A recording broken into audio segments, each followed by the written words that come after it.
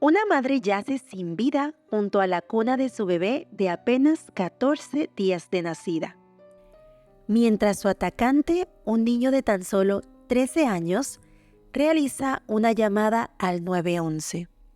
Así comienza el caso de Derek Rosas, donde la realidad se enreda con lo impensable. ¿Pero qué sucedió la noche de este fatídico suceso? El pasado 12 de octubre del año 2023, en una llamada al 911 desde Hialeah, Florida, más específicamente en Estados Unidos, Derek Rosas, un joven cubano de 13 años, dejó a todos estupefactos al confesar a la operadora el impactante crimen que acababa de cometer en contra de su propia madre.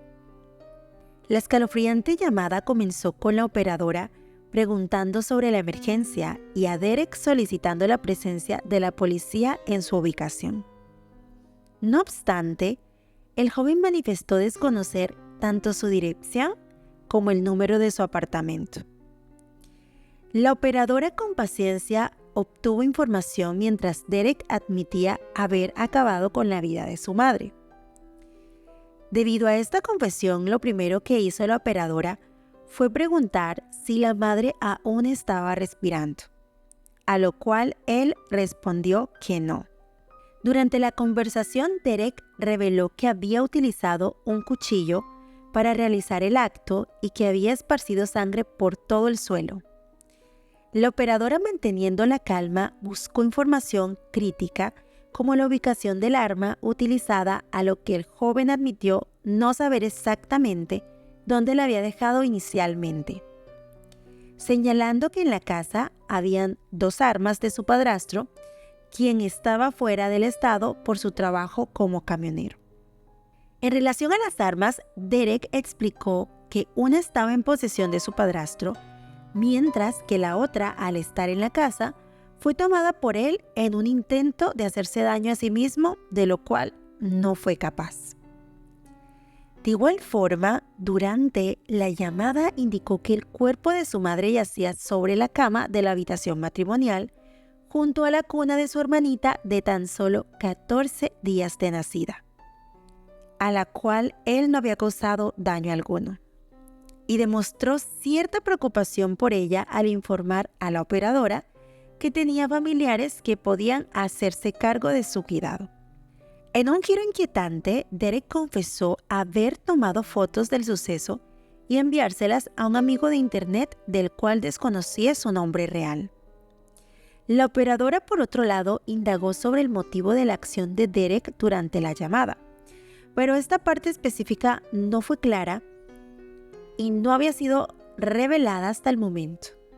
Cabe resaltar que la llamada fue expuesta al público, no en su totalidad, pero fue expuesta unos días después de los hechos. Unos minutos más tarde, con la llegada de la policía, se confirmó el trágico suceso. Una vez capturado, el presunto asesino fue identificado como Derek Rosas, un joven de origen cubano y de tan solo 13 años de edad, que cursaba 8º grado en la Academia I-Matter de Hialeah, Florida. Según Eddie Rodríguez, vocero de la policía de Hialeah, en las primeras interacciones de la policía con los familiares del joven, manifestaron que Derek era un muchacho bueno, sin problemas de salud mental o conflictos en el hogar que pudieran detonar una acción tan violenta y cruel. Por otro lado, se expuso el reporte de la noche del crimen y se hizo hincapié en que para ese momento el padrastro no estaba en el estado y que por tanto la hija de la víctima se encontraba para esa fecha con su abuela materna.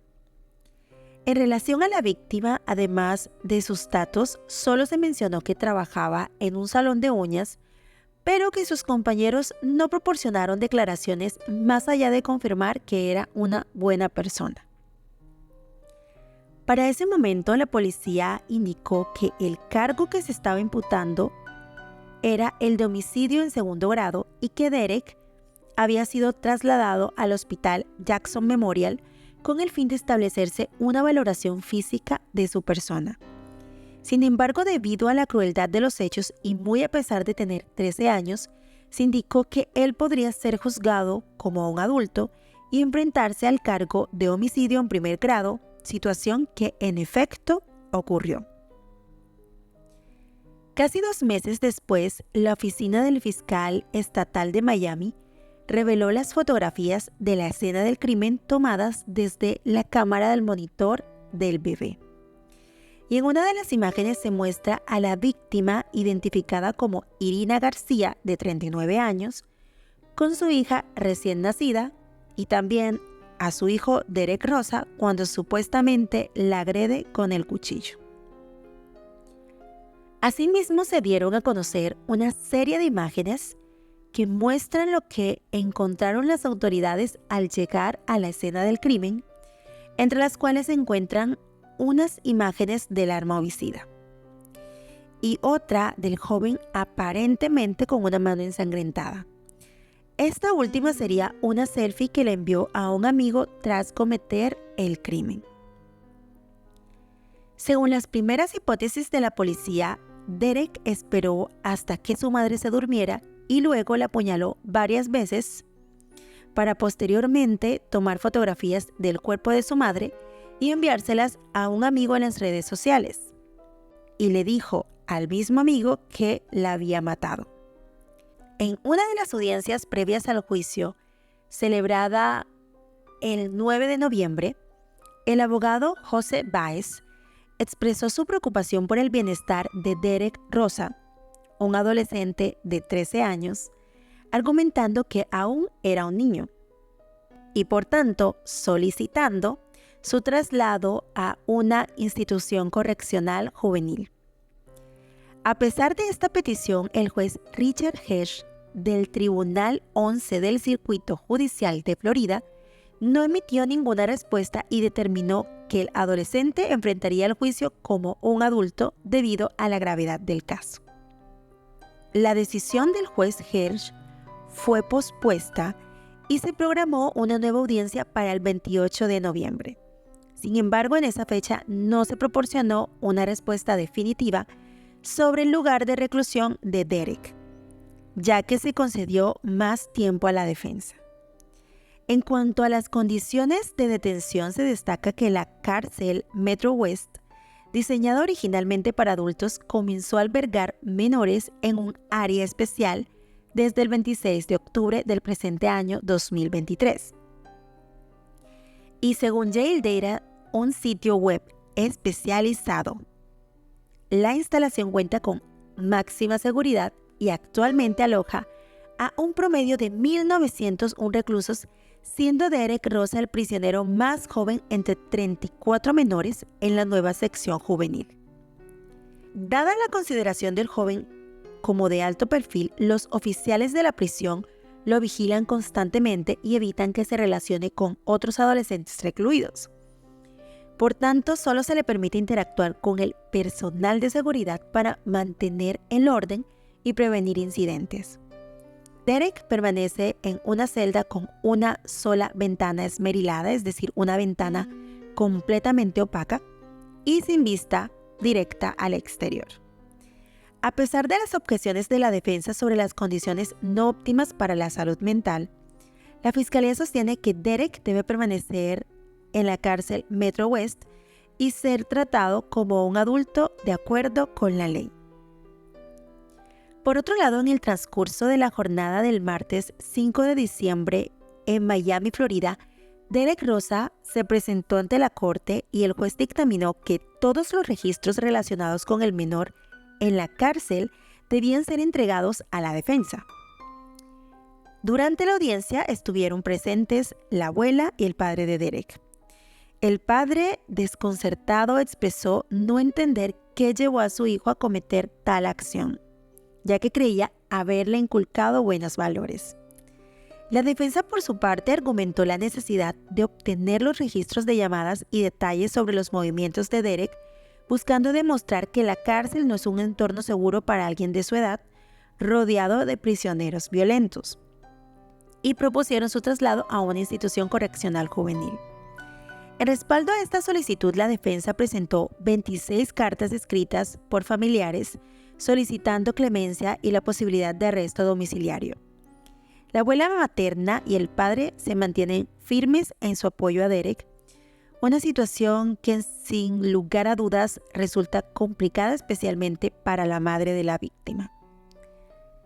En cuanto a la declaración de Derek como no culpable, sus abogados solicitaron al juez acceso al apartamento donde ocurrió el crimen, argumentando su importancia crucial para la defensa. Sin embargo, el juez Richard Hirsch no ha concedido dicha petición, alegando que no existe razón suficiente para autorizar una inspección del lugar que ya ha sido alterado por diversas personas, entre ellas destacada la oposición del padrastro de Derek y esposo de la víctima, Frank Ramos, quien se opone a la revisión y tiene planes de entregar el apartamento a finales de este mes. Una situación que resulta un tanto sospechosa. Hasta ese momento, el juez Hirsch no había tomado una decisión sobre este asunto y además los fiscales se oponían al traslado de Derek a un centro de detención juvenil, argumentando que el crimen fue frío, calculado y que representaría un peligro para otros jóvenes. Hasta la mañana del viernes 15 de diciembre, la cuestión central en debate era si Derek sería trasladado o no a una cárcel juvenil. Sin embargo, durante una nueva audiencia se reveló información adicional sobre la fatídica noche del crimen. Se interrogó así a uno de los detectives a cargo del caso y se presentó un escalofriante video de la confesión de Derek a la policía. El detective informó que Irina García, la víctima, recibió 46 puñaladas, varias de ellas en el rostro. Las imágenes difundidas en los medios y redes capturaron a Derek bajando la cabeza y aparentemente llorando, mientras su confesión se reproducía en el tribunal. El detective Joseph Elosegui reveló que Derek había realizado búsquedas en línea, incluyendo preguntas como ¿cuál es el mejor lugar para apuñalar a alguien? ¿Y puede un cuchillo cortar huesos? Además, se presentó una confesión del joven donde detalló que había asistido a la escuela y cuando regresó se quedó en su casa para posteriormente a las 10 de la noche aproximadamente irse a dormir. Sin embargo, cuando se despertó, fue a la cocina, agarró un cuchillo y se dirigió al cuarto donde estaba su mamá durmiendo. Le dijo una mala palabra y supuestamente la apuñaló 2 veces en el cuello para posteriormente remitirle las fotos tomadas a un amigo al cual identificó por su alias en internet como Sweden. Esto de acuerdo a lo que manifestó el canal Univisión. No obstante, en la audiencia se constata, con base a la autopsia, que la víctima recibió puñaladas en todo el cuerpo, excepto en el área detrás de las rodillas.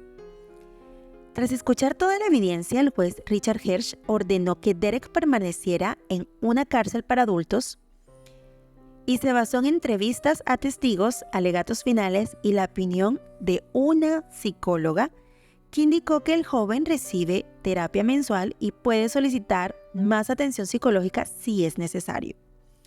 Hasta el momento no hay indicios de que esté en alerta de suicidio.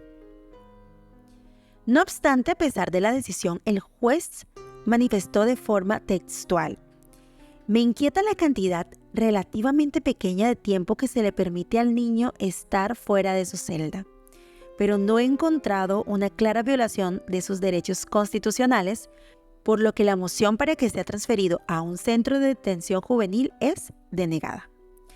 En relación al caso, el 20 de diciembre del 2023, la periodista Eileen Cardet de Noticias 23 entrevistó a Sabino Jauregui, un exfiscal y abogado criminalista, quien proporcionó un detallado resumen de la situación actual de Derek, destacando que la determinación sobre si se debe tratar a un joven como adulto o no recae en el juez sino en la fiscalía, ya que en Estados Unidos el juez no posee ese poder.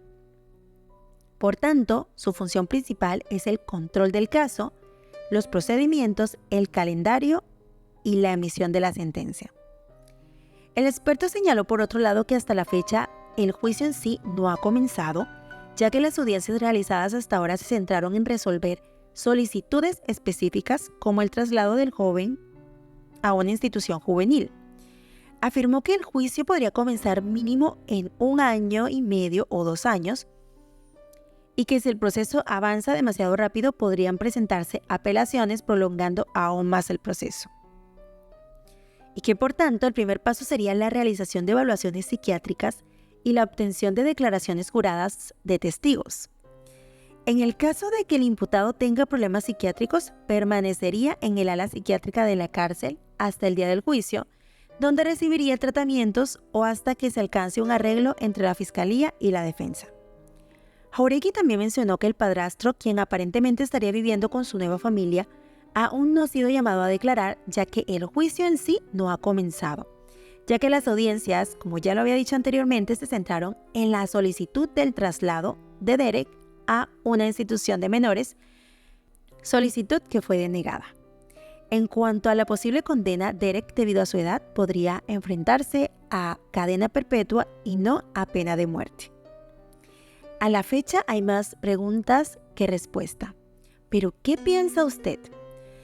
En lo personal considero que el símbolo más grande de esta catástrofe es la madre de la víctima, toda vez que está apoyando a su nieto, pero al mismo tiempo está reflejando ese dolor inmenso de la pérdida de su hija de una forma tan cruel que eso la convierte en el símbolo de este caso. Pero, ¿qué piensa usted? Dígamelo en los comentarios porque me encantaría saber realmente cuál es su punto de vista.